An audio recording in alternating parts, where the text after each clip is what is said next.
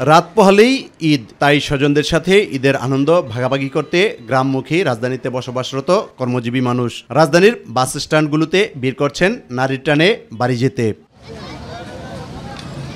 যাত্রী সংখ্যা কম থাকায় নেই কোনো ভোগান্তি, তাই সড়কপথে অনেকটা স্বাচ্ছন্দ্যে গন্তব্যে ফিরছেন সবাই। ঈদের বন্ধটা এবার বেশি দেওয়ায় যে আমরা নিজেদের ইচ্ছা মতো ভেঙে ভেঙে যেতে পারতেছি। আগে যেটা 3 দিনের একটা বন্ধ ছিল, একসাথে অনেক মানুষের রাশ ছিল, এই জায়গায় দেখা গেছে ফজরের আজানে আসলেও টিকিট পাইতে পাইতে 1টা 2টা 3টা বেজে যেত। সেই জায়গায় এবার আসার সাথে সাথে 10 মিনিটের টিকিট পেয়ে গেছি। আগের বারের থেকে এবার সব কিছুই ভালো আছে, নর্মাল আছে, টিকিট পাইতেও কোনো ঝামেলা হয় নাই। আমাদের পূর্বে যারা গেছে তারা বলছে না, মোটামুটি যানজট ক্লিয়ার, মোটামুটি ভালো দিকে মনে হচ্ছে।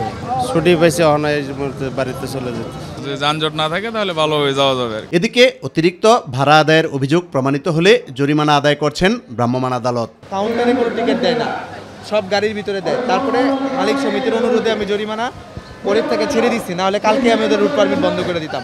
আজকে আবার একটা গাড়িতে 3 জন যাত্রী আছে, 3 জনই আমার কাছ থেকে অভিযোগ করছে। আমি গিয়ে দেখি ঘটনা সত্য, তাদের কাছ থেকে আজকেও ভাড়া বেশি নিচ্ছে এবং এইখানে কোনো টিকিট দিচ্ছে না, গাড়ির ভিতরে টিকিট দিচ্ছে। ঈদের সময় আমরা বারবার বলতেছি কোনোভাবেই ভোগান্তি করা যাবে না, ভাড়া 1 টাকাও বেশি রাখা যাবে না। দেন ওনাকে 3000 টাকা জরিমানা করেন, দেন 3000 টাকা জরিমানা দেন। গাড়ির নাম্বার কত? 427।